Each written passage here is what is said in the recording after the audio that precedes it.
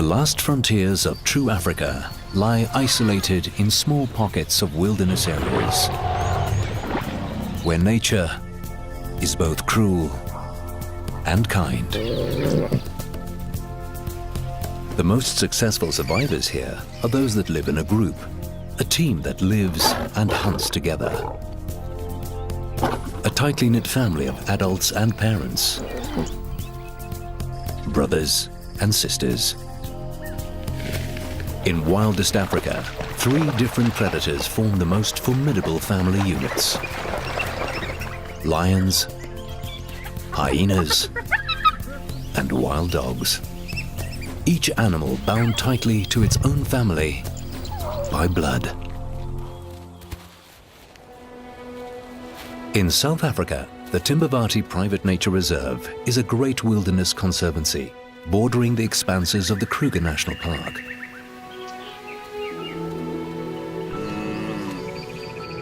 Without fences between the two, animals are free to follow century-old paths, searching for food and water.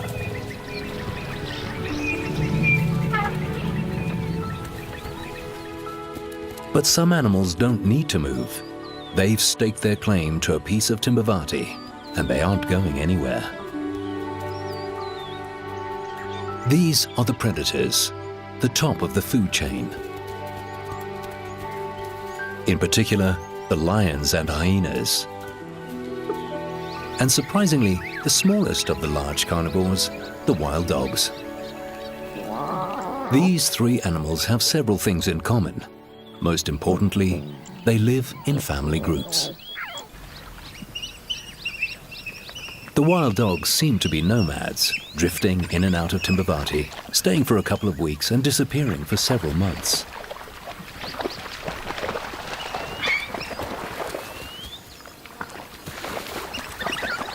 They are great travelers, but they do follow a plan, a way of living that safeguards the pack as a unit.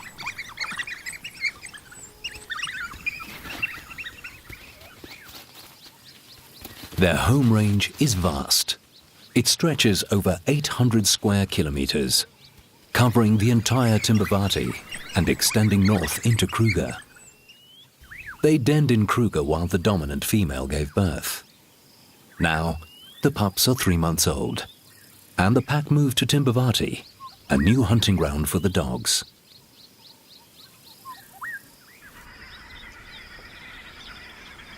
They are in the territory of the Rockfig hyena clan, a family that has lived here for many years. The daughters of the clan inherit their rank from their mothers. But no matter their position, the older cubs always pick on and bully the younger ones.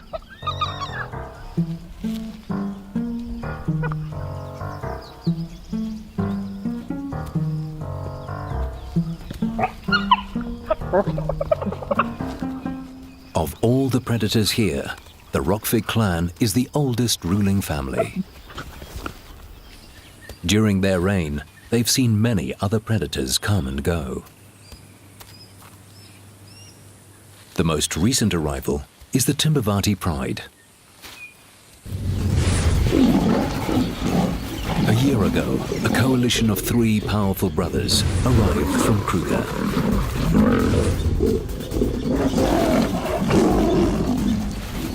They claimed a territory and joined 3 lionesses looking for a land of their own. They formed a new coalition, the Timbavati Pride. The first generation of cubs is now 1 month old. And they are filled with the curiosity of any young cat.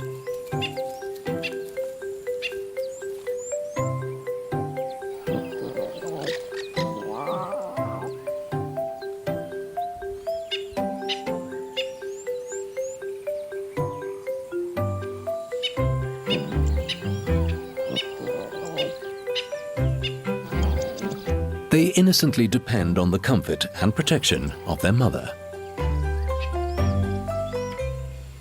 Every young lion cub's life begins like this. in the nurturing embrace of a loving pride. But not all of them will make it to adulthood. In the neighboring territory, the youngsters of the Shibeli pride are 2 years old. They're at an awkward age. Big enough to eat like an adult, but not old enough to be of any help in a hunt.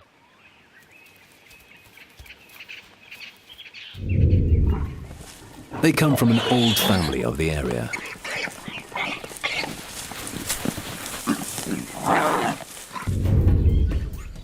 Their father was a legend, a powerful male that ruled for 10 years.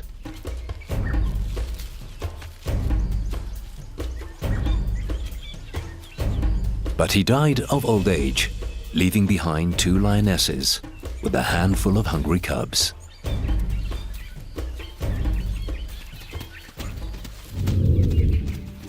Overnight, their lives took a turn for the worse. Avoiding large males that would certainly kill them. A warthog is too small to feed the whole pride. They have to go for larger prey.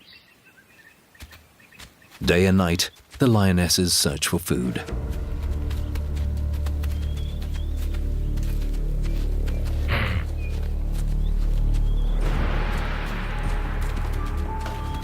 The enthusiastic cubs follow them.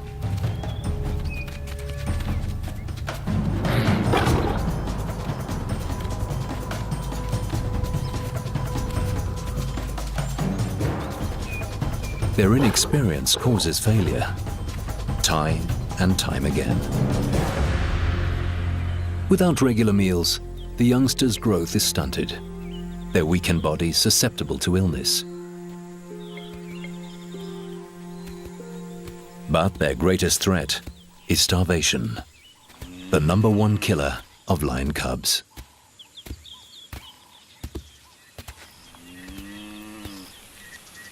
Their mothers don't give up. They shadow the large herds of buffaloes that enter their territory.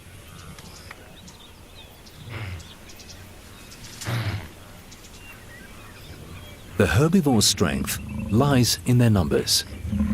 They too are group animals. Hundreds of animals from different families join forces to present a formidable front against predators. They work together, with sentries bringing up the flanks and the adults surrounding the calves. But sometimes this is not enough, and one is left behind.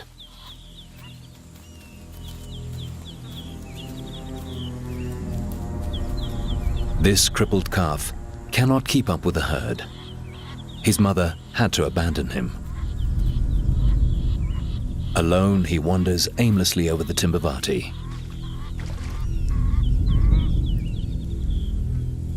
Drinking quenches his thirst, but it won't be enough to keep him alive.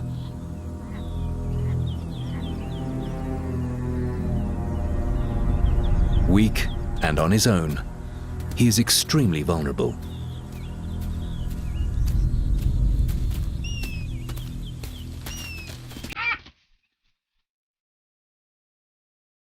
One of the rockfig mothers found the buffalo calf.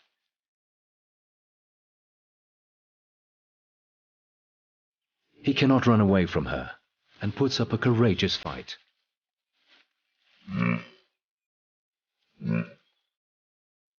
But the hyena is resilient and determined. Only the arrival of a lion will make her give up her place here.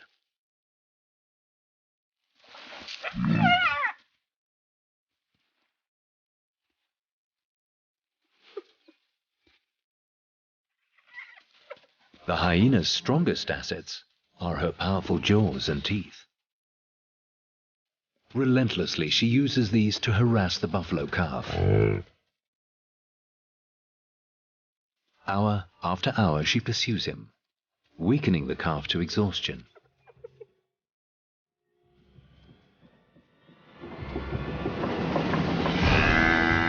Every bite she takes deepens the wound on his leg.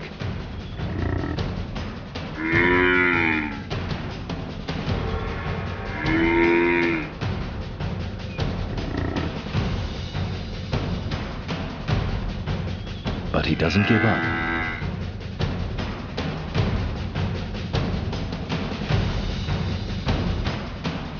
Adrenaline keeps the calf standing and fighting.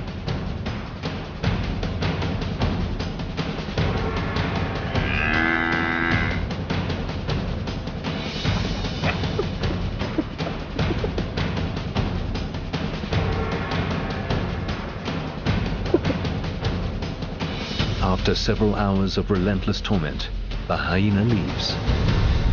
She needs to change strategy. The calf is too big for her to take down. She needs to call reinforcements. The calf is alone again. He has no more strength to move. Oxpackers try to clean the deep wound.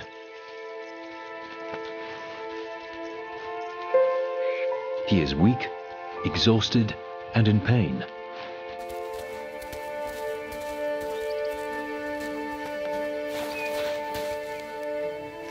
A wound like this will never heal. He lies defeated.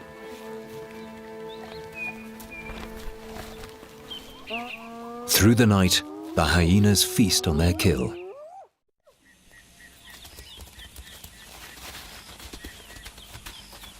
By morning, there is hardly anything left of the crippled buffalo calf.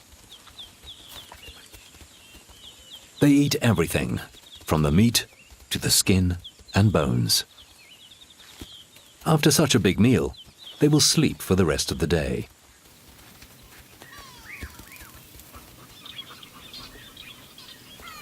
The adults of the wild dog pack killed their own meal at dawn and ate it quickly.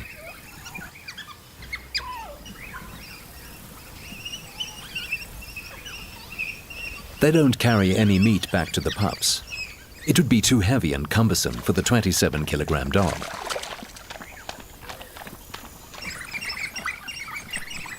They feed the pups by regurgitating some of the meat they ate at the kill site. It is the most efficient way of feeding the youngsters and the adults that remain behind to babysit. From birth, the pups are the most important members of the pack. Everything the adults do revolves around the well-being of the pups. They need to grow quickly so that they too can hunt with the adults. The bigger the pack, the better their success in hunting.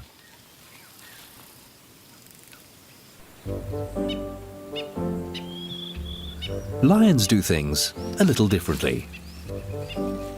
Of course, the cubs are an asset to the pride, but the most important members are the adults, the lions and lionesses, the hunters and protectors.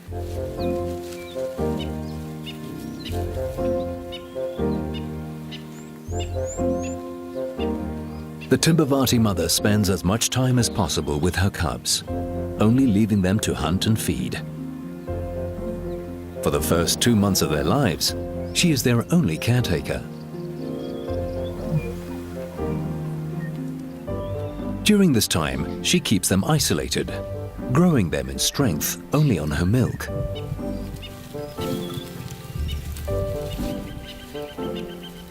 She keeps them well hidden, but this doesn't always work. She has already lost one of the cubs.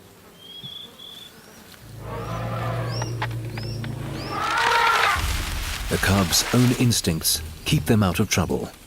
As soon as they hear an unfamiliar noise, they run for cover. Their mother takes them deep into the thicket lining the dry riverbed.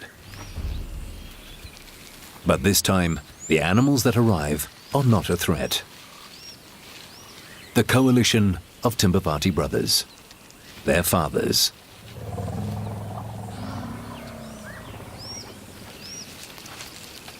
Without even knowing how close they are to the cubs, they do their job as protectors.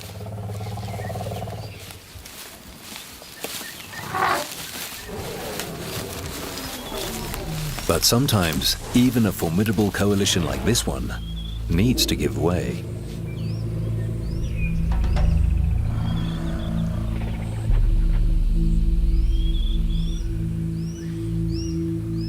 Nothing is more dangerous than a group of elephant mothers with young calves.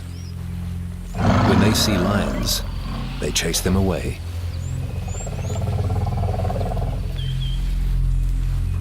The lions move, but not far enough for the elephant's liking.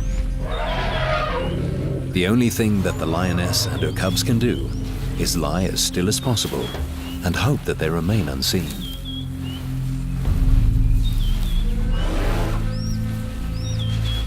But the herd don't give up.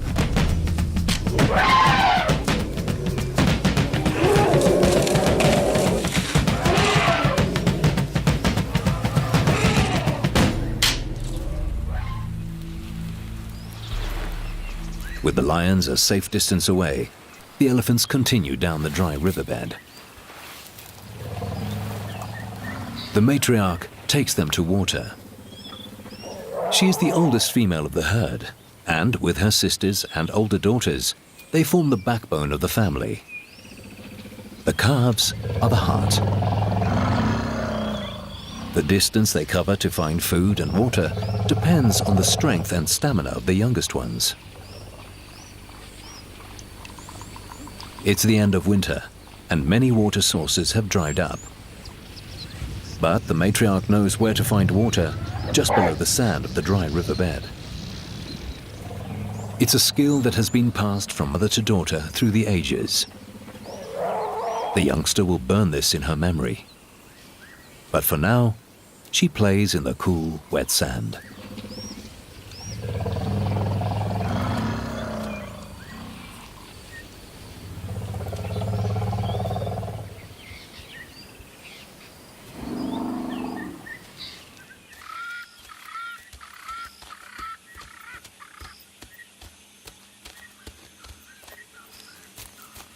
The elephants leave several holes along the dry riverbeds.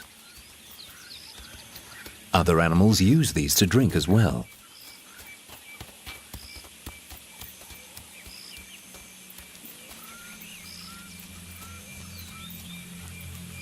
Again, the shebelis are thin and weak. They haven't eaten in several days.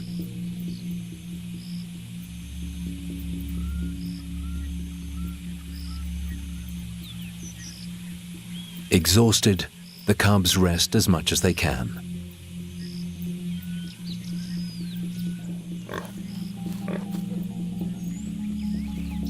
But their mothers are always alert. They never let a hunting opportunity pass them by.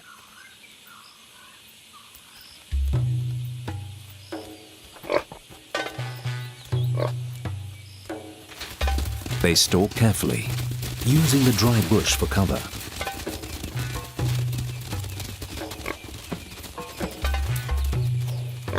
The warthog walks into the hole to drink.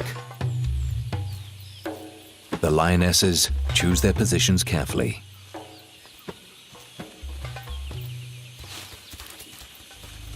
The situation cannot be more perfect for an ambush. The warthog cannot see over the edge. The lioness uses the logs for cover. She's only a couple of meters away, but she lets the perfect moment pass by.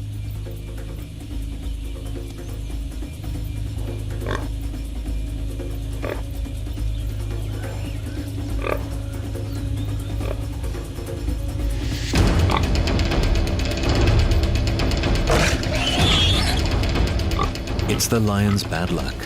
Another possible meal gets away.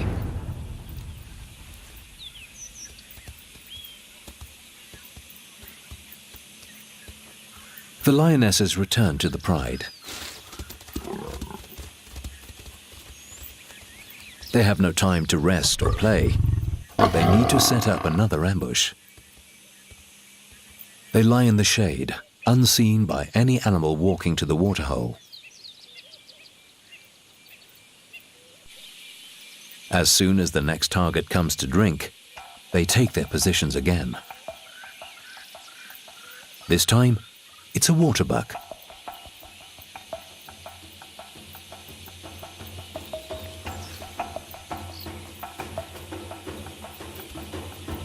The lioness uses a termite mound to get as close as possible.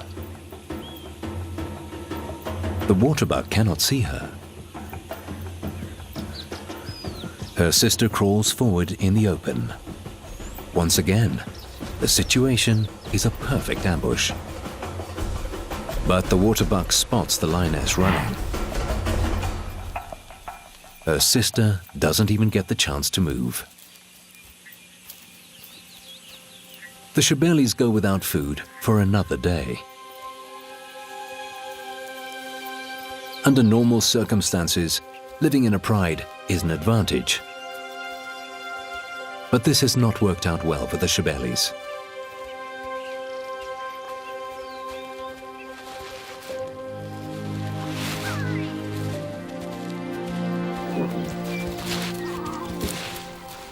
Even with the protection of fathers and mothers, nature is tough on little lion cubs.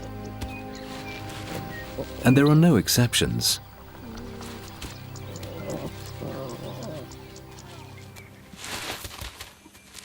The Timbavati cubs are 4 months old. They survived the first hurdles of their lives, a time when they are most vulnerable, depending on just their mother.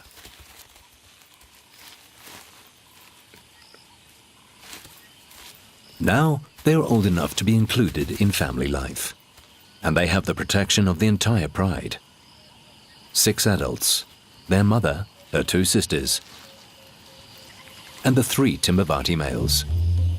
And they make sure they get to know all of them.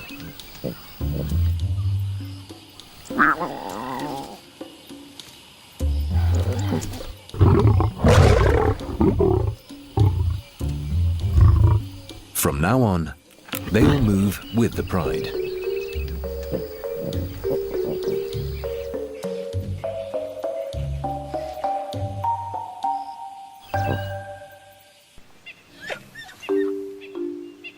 Hyena cubs are treated differently. The center of family life is the den. And for their first year, the cubs use this to hide and sleep. During this time, they live on their mother's rich milk. They only eat meat when they follow her to a kill. She never takes pieces back to the den to avoid competition between the cubs that are of different size and strength.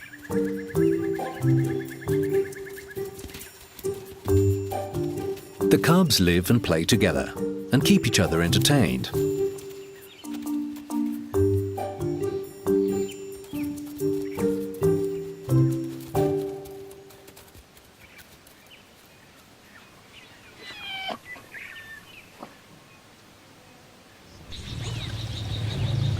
Every family needs a leader. The strongest adult leads the group, makes decisions on when to move, when to rest, when to feed and drink. Elephants and hyenas follow the lead of their matriarch. In a herd, she is the oldest female. In a clan, she inherits her rank from her mother. It's the beginning of summer, and the first rains dampen the bush and the sand. In a couple of days, new shoots will cover the Timbavati.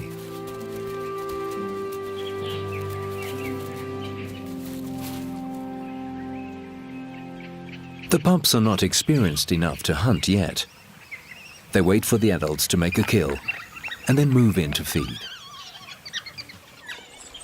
Now that the pups move with the pack, the adults don't need to take food back to the den. But, just in case they didn't get enough, their mother gives them more.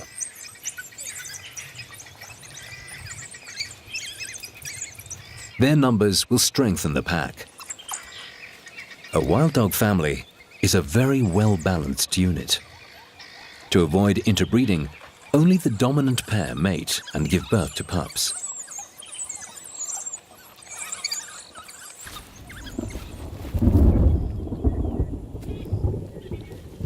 Lions avoid interbreeding by chasing the young males from the pride when they come of age. But this Shebeli male is still too young to be alone. He is lost and too inexperienced to hunt on his own.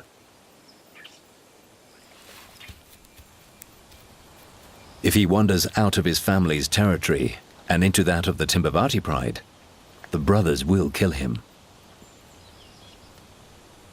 But today, he's been given a lucky break. He's found the carcass of a dead elephant. He is the first one there. He drinks the blood, a quick and excellent source of iron and protein.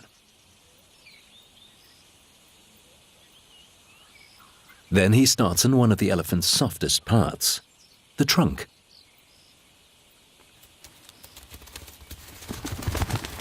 It's not the first time he's tasted elephant meat. When he was a year old, the entire pride, including his regal father, feasted on the carcass for 7 days. Now, he eats alone.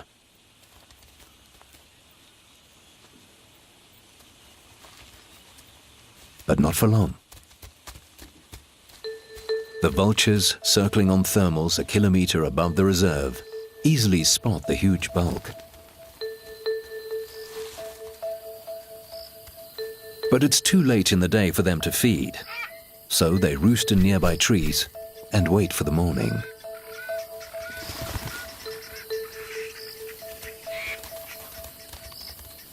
By dawn, a marabou stork finds the party of vultures. Overnight, the rockfig hyena matriarch found the carcass too and chased the Shibeli male away. By the time the vultures wake up, the carcass is ready for them to eat. The hyena is reluctant to give them a chance. But she's alone, and there are hundreds of them. A second hyena arrives. The vultures are not intimidated.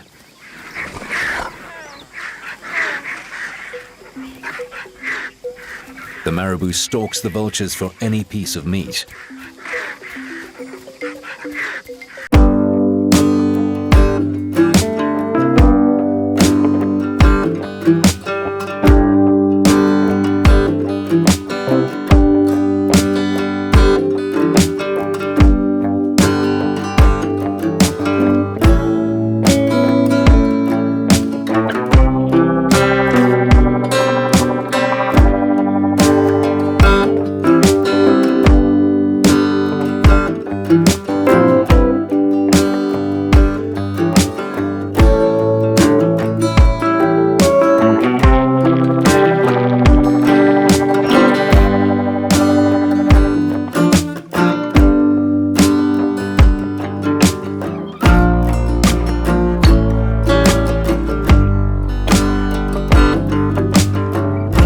Eventually, the matriarch has enough of the mobbing vultures.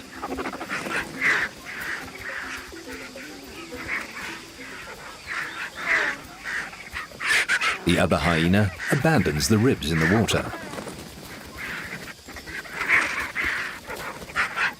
Finally, the vultures have the entire elephant carcass to themselves.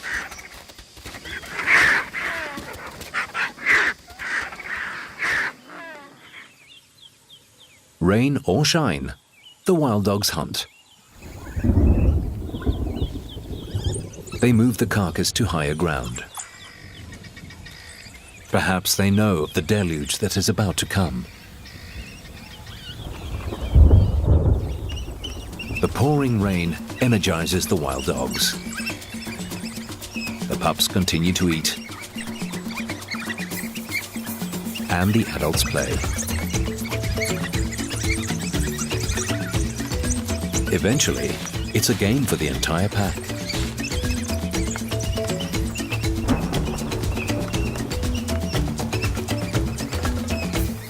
In just a few minutes, the Timbavati is drenched. The water that does not soak into the ground causes flash floods. The headwater carries with it the debris littering the riverbed, forming a foaming, writhing brown tide.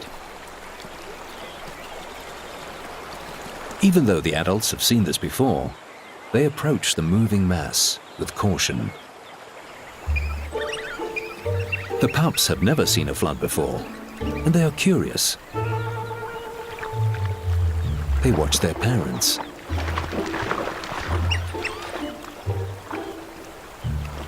They taste the foam. As soon as the dogs realize that there is no danger in the water, they plunge in.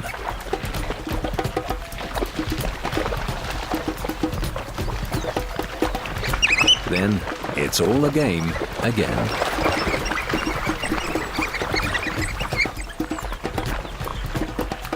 Most mammals can swim if they need to, but this doesn't mean they all like it.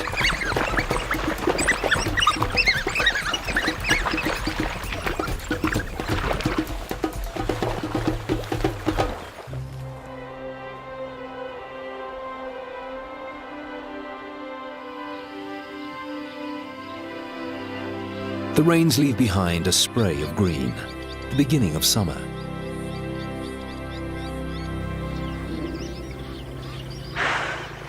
No family enjoys the arrival of the floodwater more than the elephants.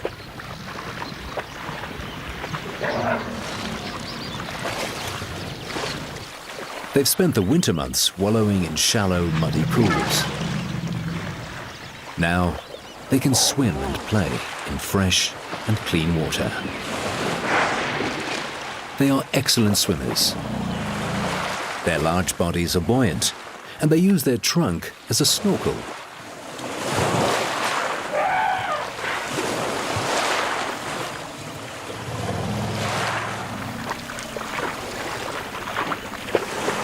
Young males use this time to play fight. They test their strength against each other.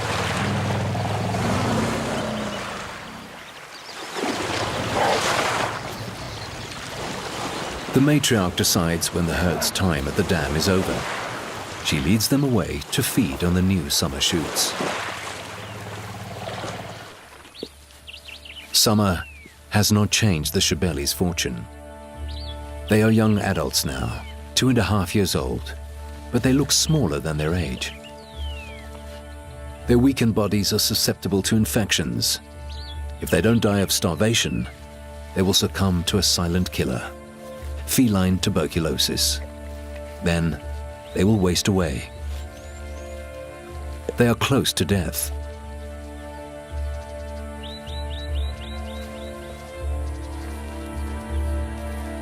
They move lethargically, following their mothers, searching, wishing for any scrap of food.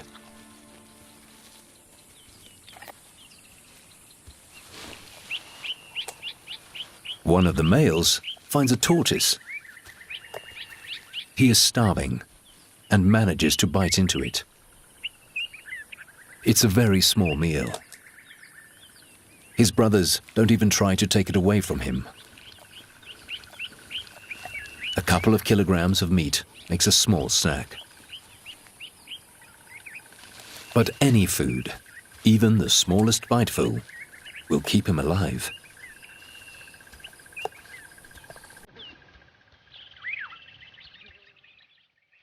The Shebelis hardly have the energy to cuddle, but when they do, for a moment, everything seems fine.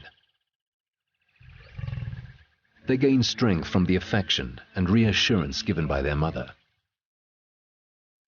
It's this close bond between mother and cubs that makes the pride a strong unit, as long as they can all keep up with the pace.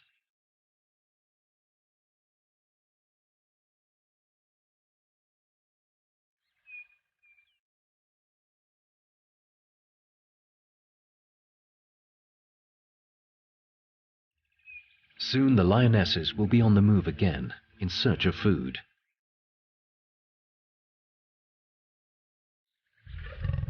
The weakened youngsters must keep up to have any chance of survival.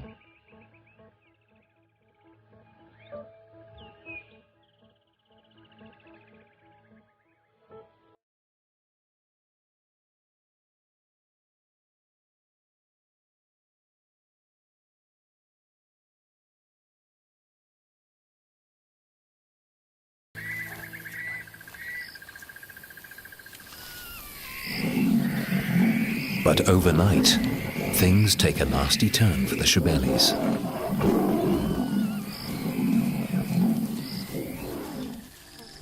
The morning light shows a casualty.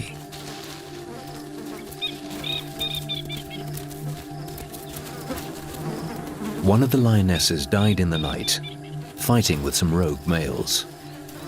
Her sister is gone too. The youngsters are now on their own. The structure of the pride has fallen apart. This summer, the pack has led a carefree existence. They turn every situation into fun.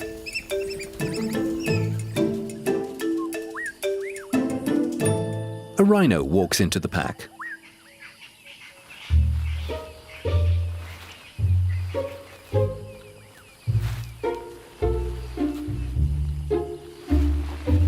Like a naughty group of children, they surround him. And then lose interest. They're on the move again.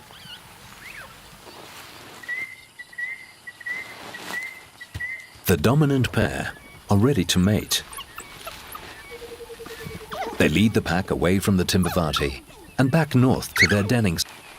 It's the beginning of winter, river drop and water string. The hustle of water became perfect mud. Elephants know how to take advantage of every season. The old matriarch learned the benefits of mud many decades ago when she was a youngster, following her mother's lead. Now, her calf is enjoying the benefits too. A combination of mud and sand make the perfect beauty mask. Although the matriarch's skin is extremely thick, as much as 4 centimeters in certain places, it is very sensitive and needs to be looked after. A layer of mud chokes parasites and soothes any irritation. The youngest calf imitates the adult, but doesn't quite get it right.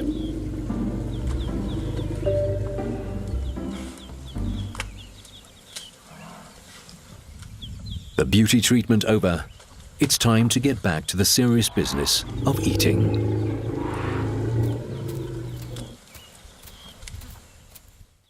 During winter, the nights cool to less than 10 degrees Celsius, and the days reach a warm 25 degrees.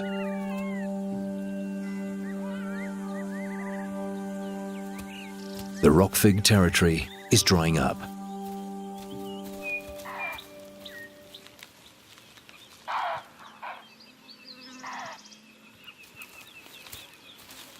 Her keen sense of smell can sniff out a predator's trail as old as 3 days.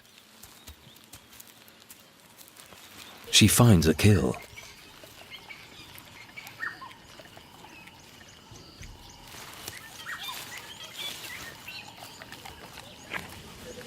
She quickly goes to work.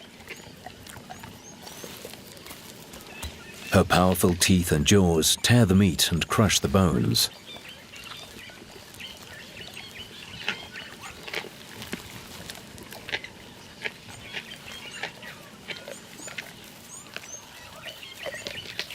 In one strong move, she skins half the impala carcass.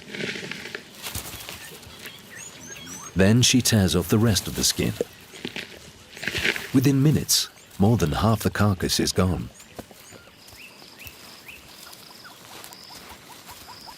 Nearby, the Timbavati pride made a kill, but not much is left of it. Mother and cubs are finishing the last bits of the small carcass.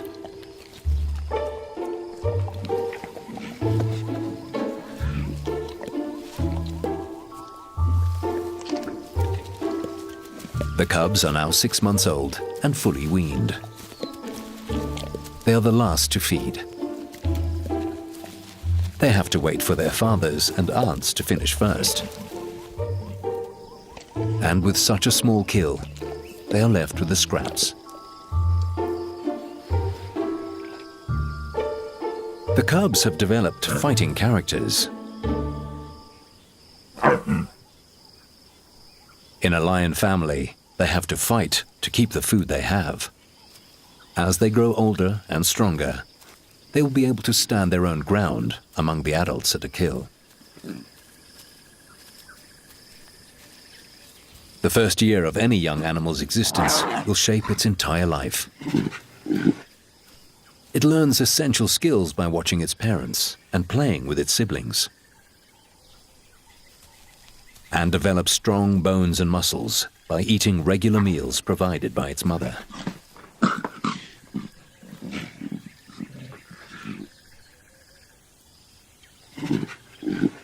It seems easy for a lion cub to get all this when it is surrounded by strong and powerful adults. But every pride has its fortunate years and its bad ones. A pride is a strong family coalition, but the Shebeli youngsters have not seen the benefits. They lost their father when they were very young, and now their mother too. The 3 young males are almost 3 years old. They should be old enough to form a coalition, but they are too immature and inexperienced. But their determination to survive is unstoppable.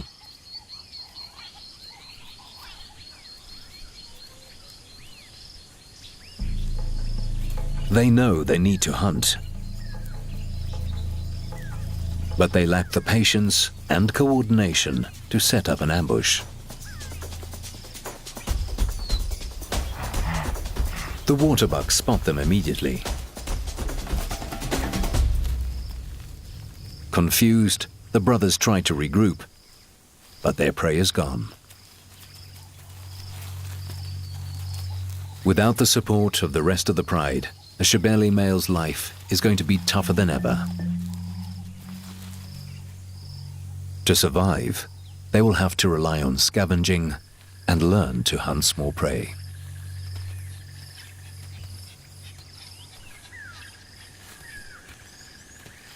The 2 prides of Timbavati could not be more different.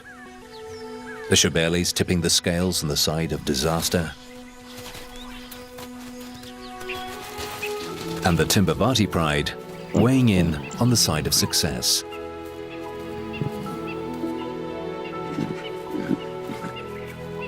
The cubs have a fortunate future ahead of them,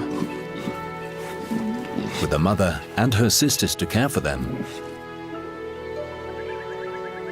and 3 powerful males to protect them.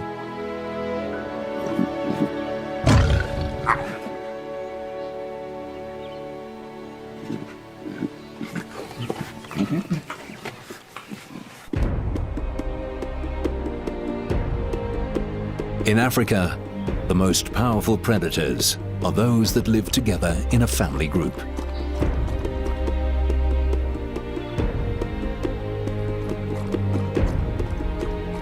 A pride of lions, a clan of hyenas, and a pack of wild dogs, bound together to survive, tied to each other by blood.